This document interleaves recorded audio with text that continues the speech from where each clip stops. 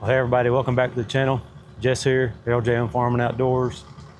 I recently picked up this KX080 and it came with the 36-inch bucket, which is fine for most digging applications.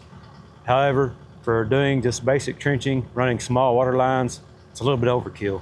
So I picked up the micro trenching bucket from Rhinox specifically for this machine. So let's check it out. And as you can see here, we have a long skinny bucket, which is perfect for running trenches. Now I'm running another big line straight down to where that shed is. It's going to split off. I'm going to have a water right in front of that shed and one behind it, and both of those will be frost free. And I'm going to use this trenching bucket to do all of the trenching. So yeah, I looked at getting like an 18-inch wide bucket just for trenching. However, with the thumb on here, the pin, that main pin there with the thumb attached, ends up being, I think, 19¼ inches wide. So my quick coupler would actually be, or my thumb and my pin would be wider than the bucket itself. And if you start digging deeper than that bucket is long, then it doesn't take long to where you can have your pins down in the dirt and everything else. So I wanted to avoid that if at all possible. So I thought this micro trenching bucket here would be a perfect thing for trenching, which is exactly what it's designed to do. And like I said, 40 inches deep is going to be deep enough for anything around here. Obviously, it's going to be a little bit different depending on where you are. We're in southeast Oklahoma, and our frost line is about 10 to 12 inches. No one around here really does anything deeper than that. The only thing I might do deeper than that is electrical service. That's a case where I may go ahead and do the full 40 inches. But on water lines, I'm just shooting for about 18, and that's plenty for this area.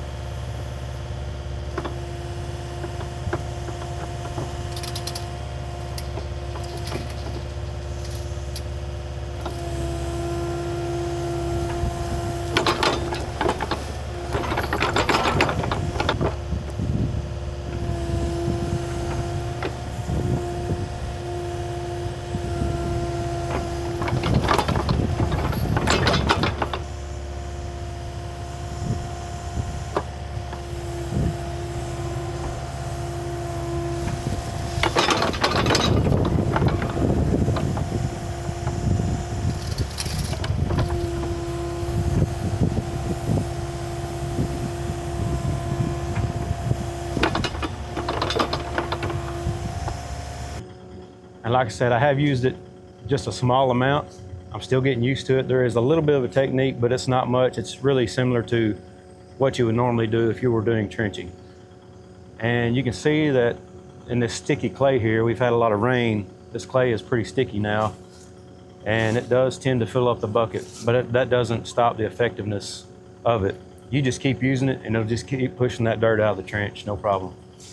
You can, when you get to the end of the trench, or up by the machine, you can go ahead and scoop it like you would and then put it over to the side. But really what I found is just keep taking layers off and it'll keep rolling those out of that trench. And when you're done, you'll have a nice narrow trench that you can put your pipe down in and not have a big area to have to go back and backfill like I would if I had that 36-inch bucket on. Anyhow, let's go ahead and get this longer trench here done, and then we'll come back and take a look at it some more. I'll give you my final thoughts on it. Let's get to it.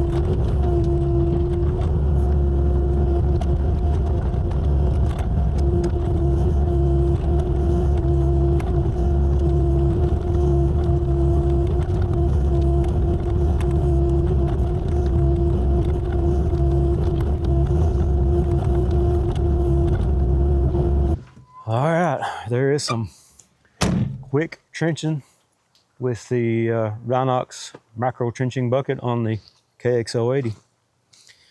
And as you've seen there, makes some pretty quick work of doing exactly what it's made to do, make a trench. I may not actually get this water line put in today. I may wait till tomorrow.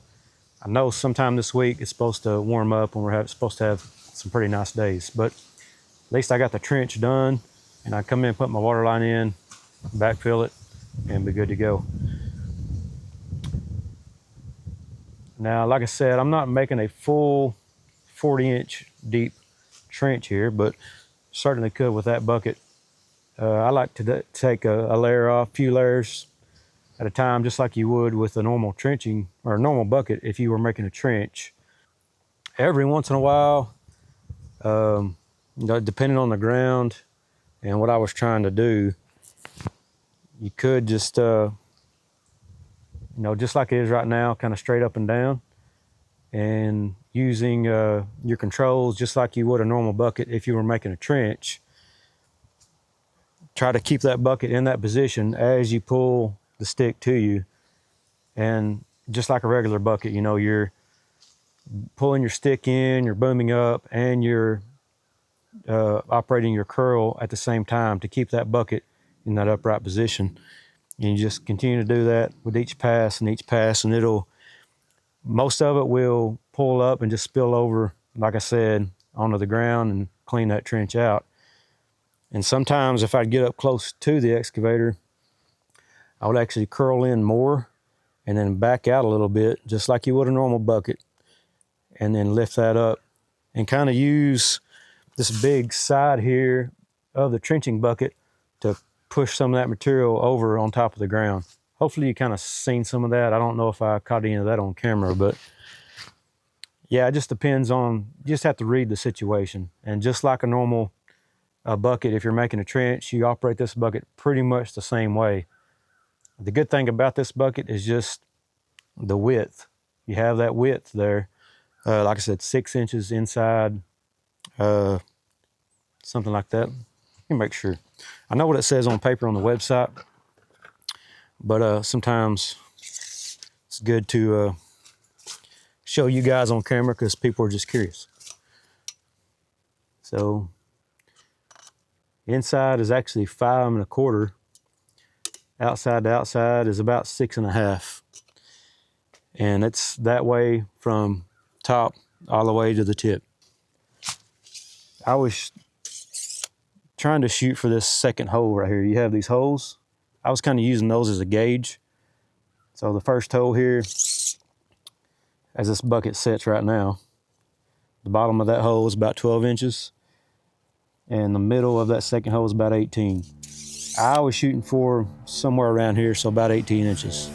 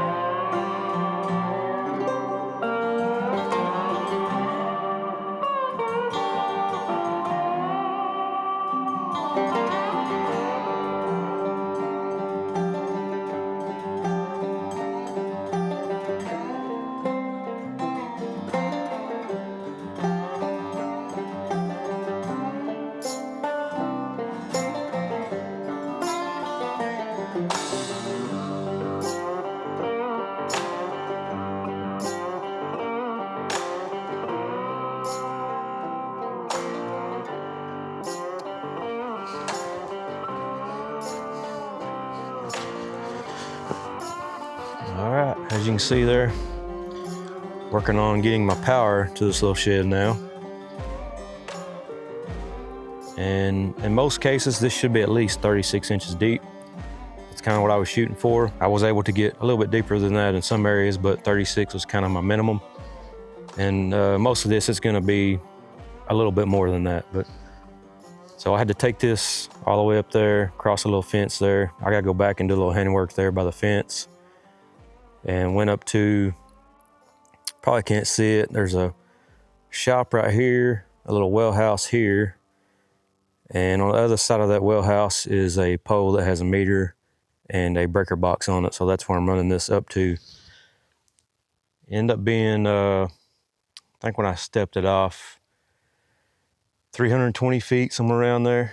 So pretty good little stretch. And really the worst part about this is getting the KX080 in there. Is on the other side of that fence. It was kind of a steep slope. I didn't have a whole lot of room. Actually had to clear out some trees and come down to that fence and start at the fence and work my way back up the hill. And then connected it to where I had trenched it from the pole. But overall, really pleased with how the Rhinox trenching bucket is making this trench here. And don't judge my trenching skills.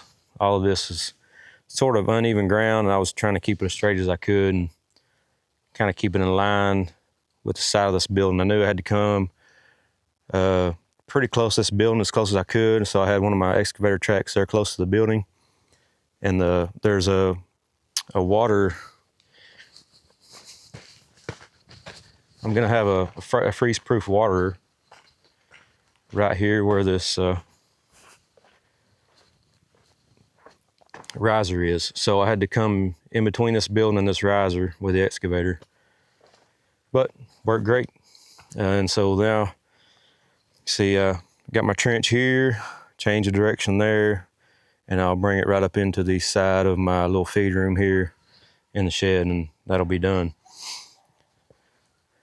So there's my wire. I'm about to stretch that out and run that into my trench. Just wanted to primarily focus on the Rhinox trenching bucket here because I didn't see a whole lot of videos on it, this size anyway. There are a couple on the smaller ones, but nothing on this size of machine. So I thought if anybody was interested in the bigger one for your KX080s and your E85, E88 Bobcats, you know, your 75 to 80 class machines, by model number, I mean.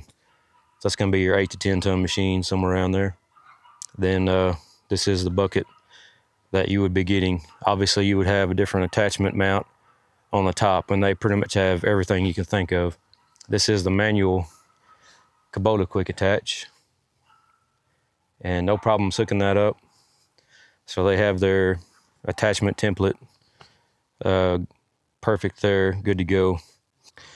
So this area here, because I was down in these woods, was pretty heavy with roots. And initially I was kind of worried if it would make it through any of this, but no problem at all. Some of these were pretty large roots. So I'm hoping it doesn't kill any of these trees, but if it does, I've got plenty more. No worries, I promise. But yeah, plenty of roots down there, and some of them were pretty big. I was actually surprised at how good it got some of these up. There's some over there I pulled out of the trench. So yeah, if you're worried about any roots or things you may be going through, yeah, no problem. No issues there that I can see, because it held up very well. Very tough bucket. And another thing is we have a lot of different soil types here. Even in this one trench here, it changed soil types several times. It had more sandy type stuff up on the hill, then it turned to more red clay kind of down in the middle. Turned into kind of a sand clay mix down here on the side of this hill. And then we got up here and it's just a hard, sticky, very heavy, grayish type clay. You can see it likes to come out in chunks. And you know, we're kind of dry right now. We did get some rain a couple weeks ago, and I kind of held off on digging this power trench because I know it's going to be on the side of this hill. And you get on the side of this hill when it's wet and you just slide around a lot. So I kind of waited for things to dry out, but I wanted all the soil to still have a little bit of moisture in it. And Actually, it was a good time to dig this trench. It worked out really well. But as you can see here, some of this gray clay, it just comes out in big chunks. And all of this is the width of that bucket as I pulled it out. Some of these on top that were on top are a little bigger. But yeah, that's kind of what we were dealing with here by the shed. And honestly, you just take your time and keep working at it.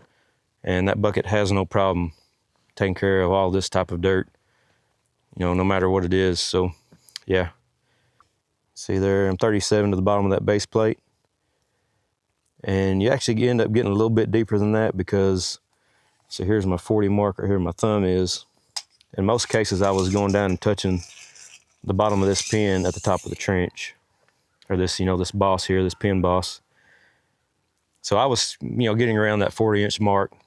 Not every area, you know, I got down that deep, but at a minimum, I was getting 36 inches for my trench depth, and that's what I was shooting for.